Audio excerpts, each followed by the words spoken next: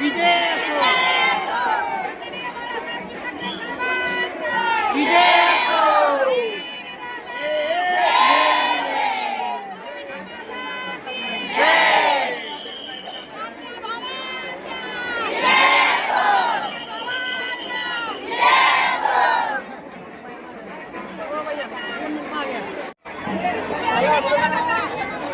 महाराष्ट्राची कुलस्वामिनी आई तुळजाभवानीच्या चरणी प्रथम नतमस्तक होते.